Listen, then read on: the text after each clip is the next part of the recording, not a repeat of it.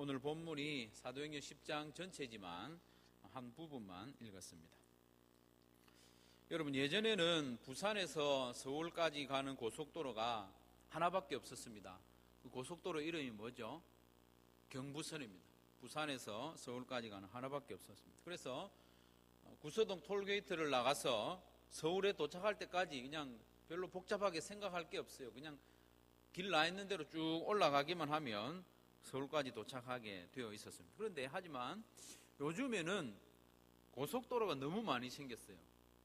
중앙고속도로, 중부내륙고속도로, 중부고속도로, 또 거기다가 신대구 부산 고속도로, 또 진주에서 대전까지 가는 대진고속도로, 이런 게 많이 생김으로 해서 서울까지 갈 때요, 길이 좀 복잡합니다.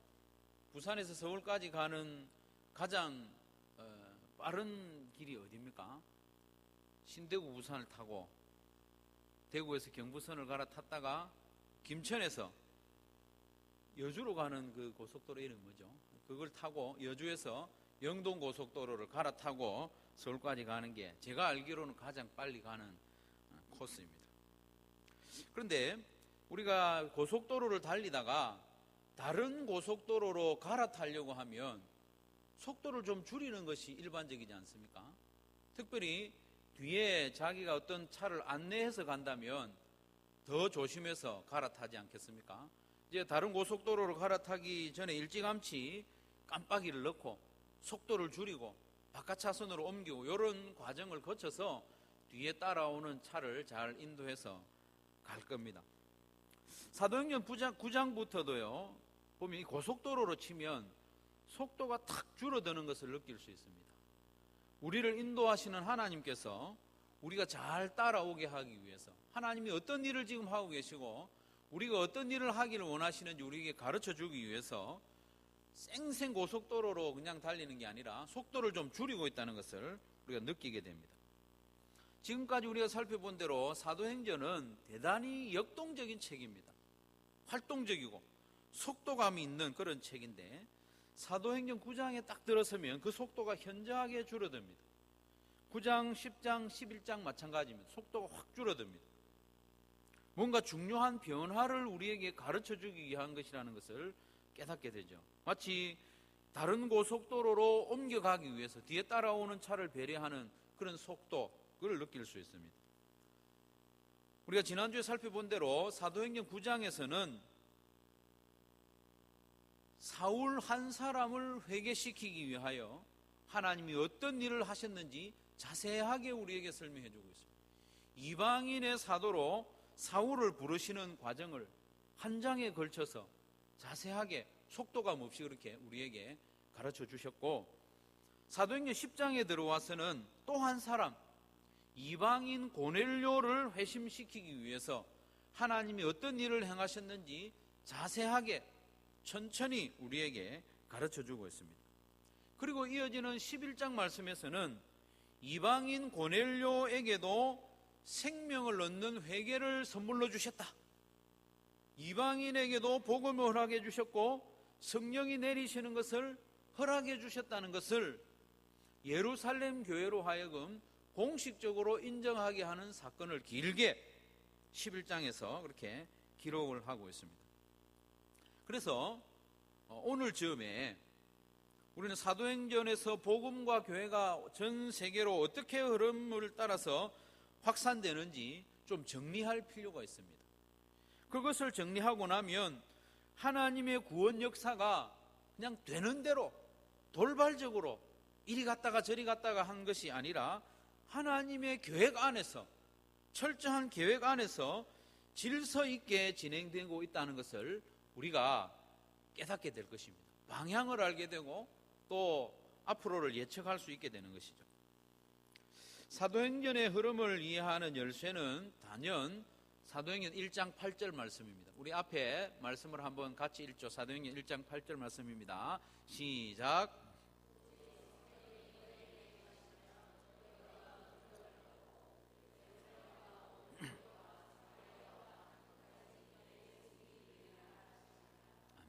끝까지 이르러가 빠졌죠. 오직 성령이 너희에게 임하시면 너희가 권능을 받고 성령이 임하셔서 권능 받는 것을 먼저 말씀하실 것을 알 수 있고, 그러고 나면 예루살렘에, 그리고 온 유대에, 그리고 사마리아에, 그리고 땅끝 이방에까지 이르러 예수님의 증인이 되고 복음이 전파되고 교회가 세워질 것을 우리가 짐작할 수 있습니다. 실제로 사도행전 2장에 보면 오순절날 성령이 강림하심으로 예루살렘에 교회가 세워지는 기록이 나옵니다. 그래서 2장부터 6장까지 말씀해 보면 예루살렘 교회가 점점 성장하고 든든히 서가는 과정을 기록하고 있습니다. 아픔도 있었지만 그 아픔을 이겨내고 든든히 서가는 과정. 그래서 6장 7절 말씀해 보면 하나님의 말씀이 점점 왕성하여 예루살렘에 있는 제자의 수가 더 심히 많아지고 허다한 제사장의 무리도 이 도에 복종하니라 하면서 6장까지 말씀을 어느 정도 정리를 하고 있습니다. 그런데 갑자기 7장에 들어서면 그렇게 신실했던 스데반이 순교를 하게 됩니다. 그래서 8장에 들어서는 스데반의 순교로 인해서 온 유대에 복음이 전파된다고 말씀합니다. 그리고 특별히 사마리아에까지 복음이 전파되었음을 기록하고 있습니다. 8장 말씀에 보면 사마리아도 하나님의 말씀을 받았다는 사실을 중요하게 다루고 있습니다. 14절 말씀에 보면 8장 14절에 보면 예루살렘에 있는 사도들이 사마리아도 하나님의 말씀을 받았다 함을 듣고 베드로와 요한을 보내서 확인했다는 거죠. 그리고 그들을 위하여 기도했을 때 성령이 임하심으로 사마리아 교회도 하나님의 교회라는 인정을 받게 됩니다.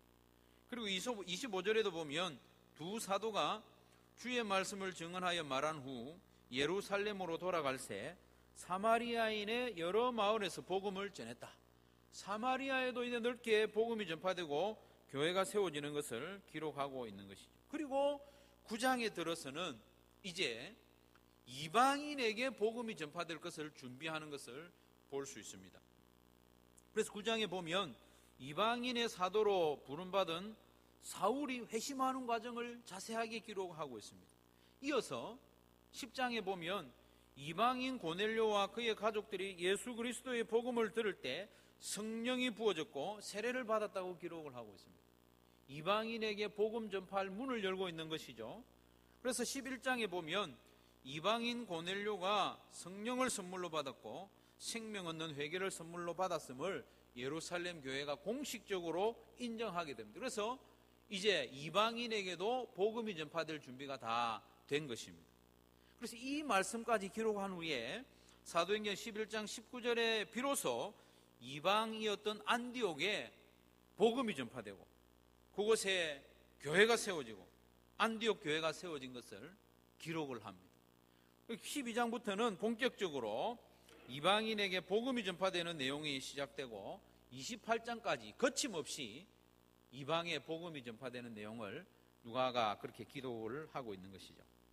길게 설명을 했습니다마는 세 단계로 나눌 수 있습니다.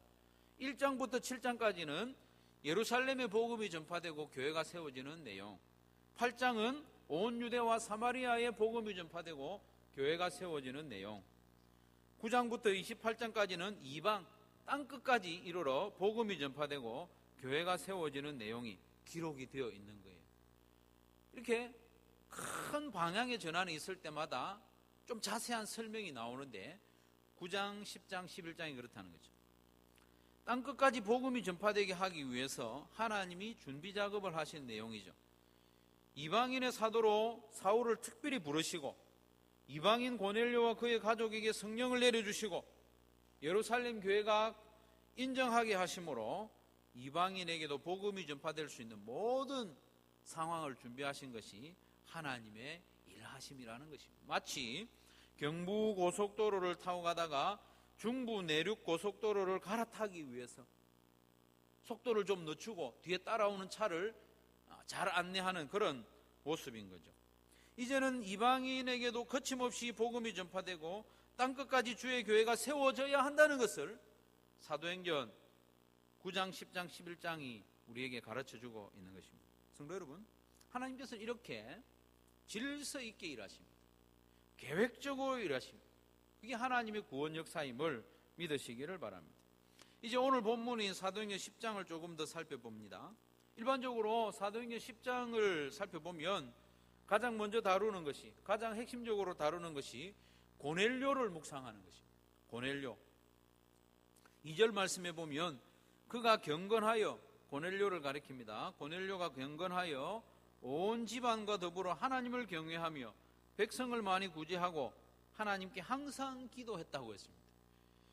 그의 경건한 삶과 기도 생활과 구제와 사랑, 이것은 이방인에게서는 기대할 수 없는 모습입니다.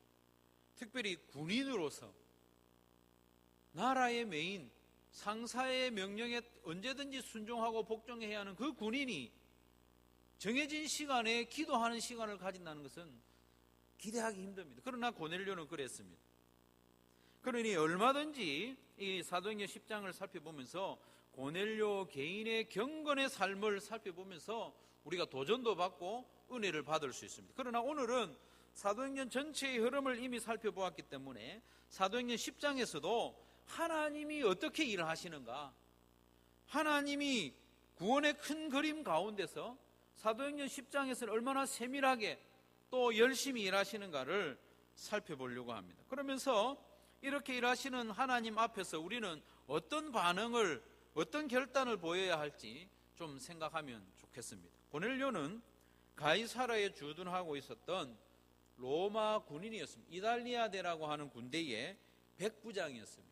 백부장이라고 하면 요즘으로 치면 중대장쯤 되겠죠. 중대장보다 조금 더 높은 계급의 장교입니다. 중요한 자리죠. 하지만 이방인이었고 군인이었지만 고넬료는 하나님을 경외하는 사람이었는데 항상 기도하는 사람이었다고 설명을 하고 있습니다. 그래서 하루는 제9시 기도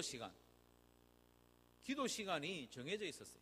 제9시 기도 시간, 우리로 치면 오후 3시쯤 되죠. 그 기도 시간에 기도를 하고 있는데 환상 가운데 천사가 나타나서 말을 했습니다. 요바에 가면 무두장이 시몬의 집에 머물고 있는 베드로가 있을 것이다. 그 베드로를 청해서 하나님의 말씀을 들어라. 그런 환상을 받았습니다. 고넬료는 순종하여 사람들을 보냈습니다.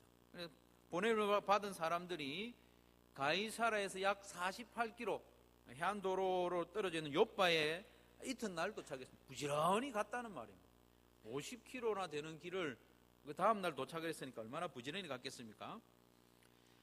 그 도착했을 때 마침 베드로도 제6시 기도 시간에, 낮 12시쯤 되죠. 기도 시간에 기도를 하고 있었어요. 베드로가 기도를 할 때 하나님께서 또 환상을 보여주셨습니다. 하늘에서 한 그릇이 내려오는데 그 그릇 안에 보니까 유대인으로서는 먹을 수 없는 그런 부정한 짐승들과 새들이 들어있는 거예요. 그걸 보고 있는데 또다시 음성이 들립니다.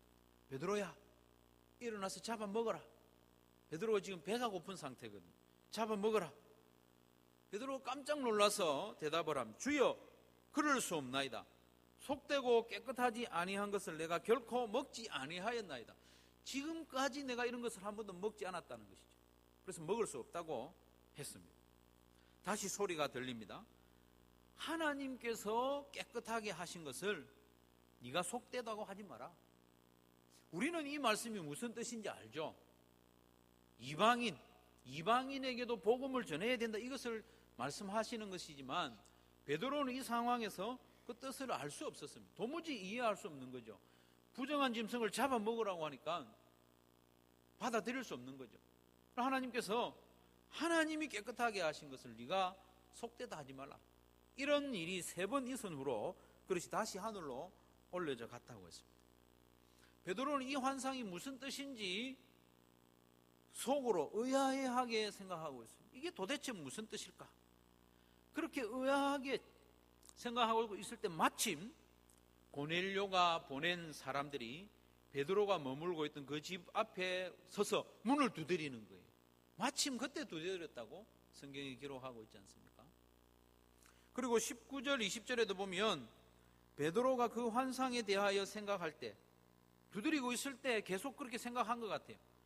생각할 때에 성령께서 그에게 말씀하시되 2 사람이 너를 찾으니 일어나 내려가 의심하지 말고 함께 가라. 내가 그들을 보내었느니라. 성령께서 다시 한번 확신을 시켜줍니다. 하나님께서 고넬료를 불러 회심시키기 위해 바쁘게 일하고 계십니다. 시간에 딱딱 맞추어서 세밀하게 일하고 있는 것을 우리가 발견할 수 있어야 됩니다. 고넬료에게도 환상을 보여주셨다가 시간에 맞추어서 베드로에게도 환상을 보여주시고, 베드로가 이게 무슨 일인가 생각하고 있을 때 마침 고넬료가 보낸 사람들이 도착을 하고, 또 생각하고 있을 때 성령께서 다시 한번 그들과 함께 같이 가라고 일러주시는 이 절묘한 과정을 보면서 우리는 하나님의 그 열심을 발견하게 됩니다. 하나님은 일하고 계시는데 대충대충 일하시는 분이 아니라 계획대로, 생각하신 대로 때에 맞추어서 세밀하게 일하는 분이라는 것을 우리 이 말씀을 통해서 알고 있는 것입니다. 알게 되는 것입니다. 성도 여러분, 사실 하나님께 뭐 힘든 일이 있겠습니까? 하나님께는 힘든 일은 없습니다. 천지를 말씀으로 창조하신 전능하신 분이시기 때문에 힘든 일은 없습니다. 그러나 그렇게 크신 하나님께서 이렇게 세밀하게 일을 하시는 모습을 보면 우리의 마음에 감동이 일어나지 않습니까? 여러분 마음에 감동이 일어나지 않습니까? 고넬료가 뭐라고? 이 죄인 하나가 뭐라고? 그를 살리기 위하여 이렇게 세밀하게 일을 하고 계시는가? 감동이 일어나지 않습니까? 저와 여러분을 구원하실 때도 마찬가지입니다. 우연히 내가 이 교회에 와서 예수님 믿게 된 게 결코 아닙니다. 하나님의 세밀한 역사와 간섭과 또 여러 사람을 동원해서 때에 맞추어서 일을 하심으로 우리가 예수님을 믿게 됐다는 것을 이 고넬료의 상황을 보면서 짐작할 수가 있는 것입니다. 베드로는 하나님께 순종하여 가이사랴로 갔습니다. 고넬료의 집에 들어서면서 베드로가 고백합니다. 내가 사도로서 넘어설 수 없었던 장벽이 있었다고 고백합니다. 28절 29절에 보면 이르되 유대인으로서 이방인과 교제하며 가까이 하는 것이 위법인 줄은 너희도 알거니와. 베드로 자기만 알 뿐만 아니라 이방인들도 다 안다는 것이죠. 너희도 알거니와 하나님께서 내게 지시하사 아무도 속되다 하거나 깨끗하지 않다 하지 말라 하시기로 부름을 사양하지 아니하고 왔노라. 이렇게 고백을 합니다. 곧이어 베드로는 예수 그리스도의 복음을 힘차게 모여있는 사람들에게 전하기 시작했습니다. 하나님이 보내신 예수 그리스도를 사람이 십자가에 못 박아 죽였지만 하나님은 사흘 만에 다시 살리셨고, 그래서 그 살아난 예수님을 믿는 사람들은 다 그 예수님의 이름을 힘입어 죄 사함을 받는다고 이렇게 복음을 막 전하고 있었습니다.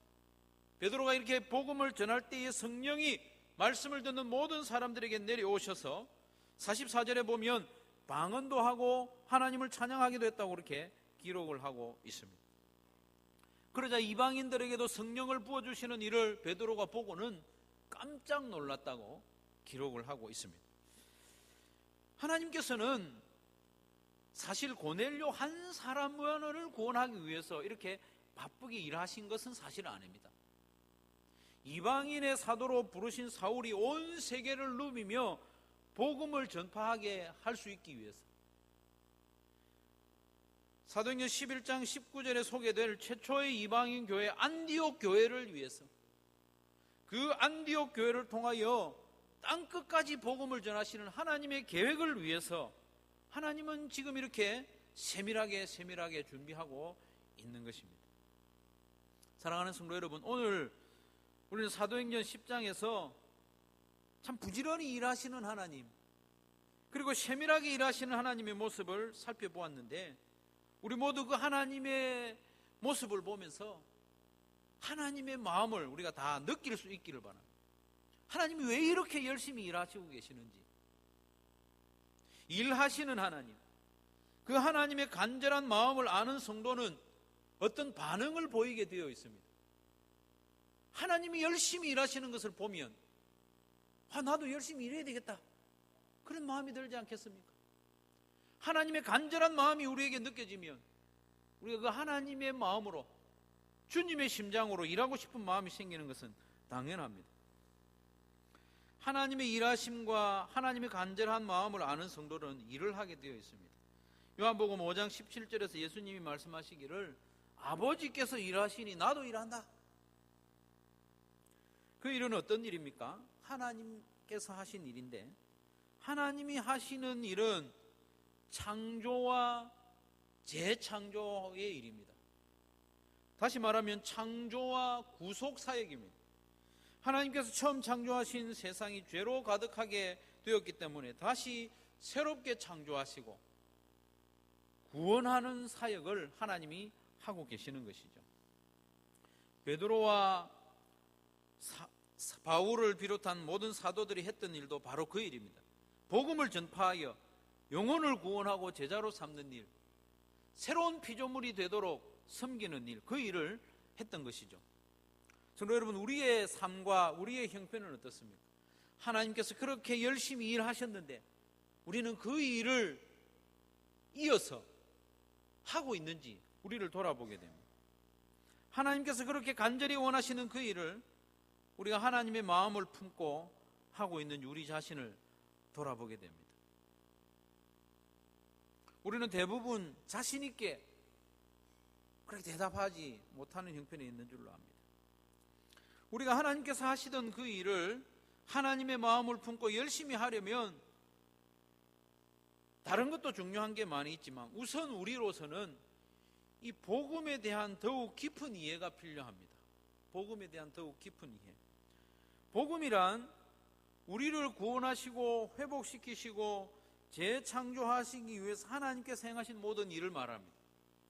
흔히 복음이라고 하면 예수님이 십자가에 죽으셨다가 다시 살아나신 것만으로 생각하는 경향이 있습니다. 예수님의 십자가 죽음과 부활은 복음의 절정이라고 할 수 있지만 결코 복음의 전부는 아닙니다. 일전에 제가 한번 말씀드린 일이 있지만 다시 한번 이야기를 합니다. 저희 조카가 있는데요, 이 조카가 아빠로부터 레고 선물을 받은 이야기 전에 한번 했죠. 큼지막한 그런 레고 말고 조그마한 레고, 그건 아주 값비쌉니다. 어린 아이에게는 그 레고가 그 자체로 귀한 선물입니다. 그걸 받았을 때 얼마나 기뻤을까요? 그걸 가지고 놀면서 행복했을 것입니다. 하지만 그 값비싼 레고를 사기 위해서 자기 아빠가 점심을 굶어가면서 김밥으로 허기진 배를 달래가면서 한 푼 두 푼 모아서 그 레고를 샀다는 것을 알면, 그 레고를 자기에게 주기 위해서 아빠가 얼마나 많은 시간 동안 고생을 한 것을 안다면 그 레고에 대한 감사가 더 커지지 않겠습니까? 눈물겨울 것입니다. 마찬가지입니다. 예수님을 십자가에 내어주신 그 당시의 사건만 우리가 바라볼 것이 아니라 예수님을 십자가에 내어주시기 위하여 준비하시는 그 하나님의 유구한 역사의 일들을 우리가 안다면 예수님의 십자가가 얼마나 우리에게 더 감사하게 다가오겠습니까? 하나님께서는 아담과 하와가 선악과를 따먹고 죄인이 된 그날로부터 복음을 선포하셨고 약속하셨고, 그때로부터 죄인들을 구원하고 회복시키기 위하여 이 죄인들을 새로운 피조물로 창조하기 위해서 일하고 계셨다는 것을 우리는 구약 성경을 통해서 볼 수 있지 않습니까? 아담으로부터 예수님에게 이르기까지 그 길고도 긴 세월 동안 하나님께서는 계속하여 일하시고 구원의 역사를 점점 더 구체적으로 선명하게 드러내는 일을 해오고 있었던 것이죠. 예수님 이전까지 하나님께서 주로 하셨던 일은 죄인들은 결코 스스로 자기를 구원하지 못한다는 것을 확정하시는 일을 하셨습니다. 하나님이 약속을 하셨고 율법도 주시면서 백성들을 이끌고 때로는 사사들이 다스리게 하고 때로는 왕들이 다스리게 하고 때로는 선지자를 보내서 이들을 책망하고 경고하셨지만 결국 이들은 하나님을 만족시키는 의로움을 나타내 보이지 못했던 것이죠. 구약 역사는 예수님의 대속의 은혜가 아니고는 결코 구원을 얻지 못한다는 것을 확인시켜주는 역사입니다. 율법으로는 하나님 앞에서 의롭다함을 얻을 자가 없다는 것을 뼈저리게 느끼게 하는 말씀이 바로 구약의 역사입니다. 우리가 지금 살펴보고 있는 에스겔도 마찬가지입니다. 이 백성들이 하나님의 심판을 받아 마땅한 죄인 중에 죄인들이라는 것을 우리에게 거듭 보여주고 있지 않습니까? 율법 아래에 있는 모든 사람들을 완전히 절망시킨 이후에 예수님을 보내주셨습니다. 그래서 우리의 모든 죄를 지고 십자가에서 죽어주신 예수님만이 우리의 유일한 구원자이심을 깨닫게 해주신 것이죠. 성도 여러분, 자기가 절망적인 죄인인 줄 모르는 사람은 구원의 필요를 깨닫지 못합니다. 구원자를 고맙게 여기지 못합니다. 그러니 하나님께서는 긴 구약의 역사 동안 너희들은 스스로 구원할 수 없는, 멸망받을 수밖에 없는 철저한 죄인이라는 것을 각인시켜 주신 것이죠. 그래서 우리가 가지고 있는 신약 성경 로마서는 구원의 도리를 가장 잘 요약해 주고 있는 성경이라고 인정합니다. 그 로마서에서조차도 우리에게 구원을 설명하면서 너희들은 죄인이다, 어쩔 수 없는 죄인이다, 모든 사람은 죄인이다, 율법을 가진 자나 율법을 가지지 못한 자나 유대인이나 이방인이나 모두가 죄인이라는 것을 1장부터 3장까지 줄기차게 선포하고 있습니다. 그렇게 하신 후에, 절망을 하도록 만드신 후에 너희들이 구원받을 수 있는 길은 예수님, 십자가에 달려 죽으신 예수님을 믿고 구원받는 길밖에 없다고 우리에게 소개하고 있지 않습니까? 성도 여러분, 이 구원의 과정을 살펴보면 예수님은 자기의 생명을 내어주시면서 우리를 구원해 주셨습니다. 성육신 하시고 생명을 내어주심으로 우리를 구원해 주셨고, 성부 하나님께서는 왜 아들을 십자가에 매달아 우리의 죄값을 대신 치르게 하심으로 우리를 구원해 주셨습니다. 여러분에게 아들이 10명이 있다고 생각해 보십시오. 아들이 10명쯤 있으면 한 명의 아들 정도는 다른 무엇을 얻기 위해, 다른 사람을 얻기 위해 죽음에 내어줄 수 있겠습니까? 결코 그럴 수 없습니다. 그러나 하나님께서는 하나밖에 없는 예수님을 십자가에 내어주시면서까지 우리를 죄에서 건져 주신 것이죠. 성령 하나님도 우리의 구원을 위해서 함께 일하셨습니다. 성령 하나님은 영적으로 완전히 죽어있는 우리로 하여금 예수님을 믿을 수 있도록 일하셨습니다. 영적으로 죽어있는 존재는 아무런 반응을 할 수 없기 때문입니다. 그래서 성령으로 아니하고는 예수님을 주시라 고백할 수 없지 않습니까? 우리는 예수님을 믿음으로 생명을 얻고 구원을 얻었다고 말을 합니다만은 엄밀하게 따지자면 성령께서 우리에게 생기로 들어오지 않았다면 어떻게 우리가 믿음을 고백할 수 있겠습니까? 아담의 코에 생기가 불어넣어지기 전에는 생명이 없었던 것 같이 성령께서 우리를 살리시기 전에는 우리가 복음에 반응할 수 없었던 그런 죽은 존재였다는 것을 우리는 기억해야 됩니다. 에스겔에 나오는 마른 뼈들과 같은 존재였다는 것이죠. 그렇기 때문에 우리가 복음에 대해서 반응을 하고 믿음의 고백이 있기 이전에 성령이 우리를 살리신 것입니다. 따라서 우리는 우리의 구원에 대해서, 우리의 믿음에 대해서도 전혀 자랑할 것이 없는 전적인 은혜로, 전적인 선물로 우리가 구원을 받은 것입니다. 어쨌든 우리는 우리를 구원하기 위한 하나님의 일하심, 그 복음이 얼마나 유구한 역사를 가지고 있는지, 얼마나 큰 대가를 치렀는지, 우리가 한 일이 얼마나 정말 하나도 없는지를 깨달아야 됩니다. 구원의 복음은 성부, 성자, 성령, 성삼위 하나님께서 공동으로 이루신 위대한 사역임을 우리는 더욱 깊이 알아가야 하는 것입니다. 그럴 때 우리는 이 복음이 얼마나 값진 것인가를 알게 되고, 이 복음을 우리가 받아들이고 예수님을 믿고 있다는 사실이 얼마나 큰 복인지 알게 되는 것입니다. 복음의 가치를 제대로 아는 성도는 지난번에 말씀드린 대로 조용히 살 수 없습니다. 입 다물고 살 수 없다는 것이죠. 전할 수밖에 없습니다. 복음을 전하지 않는다는 것은 그 복음이 얼마나 귀한지 아직까지 제대로 모른다는 것입니다. 사랑하는 성도 여러분, 구원을 받은 성도라도 이 복음의 가치를 제대로 알지 못할 수 있다는 것입니다. 저희 조카가 처음에는 그 레고의 가치를 알지 못했지만 레고를 받지 않은 것이 아니지 않습니까? 받기는 받았습니다. 그러나 이것이 얼마나 소중한 가치가 있는지 알지 못했다는 것이죠. 그렇기 때문에 성도된 우리들은 이 하나님의 말씀을 읽고 공부하면서 또 묵상하면서 복음의 가치를 점점 더 깊이 알아가야 하는 것입니다. 나 예수님 믿고 구원받았다. 그것으로 끝이 아닙니다.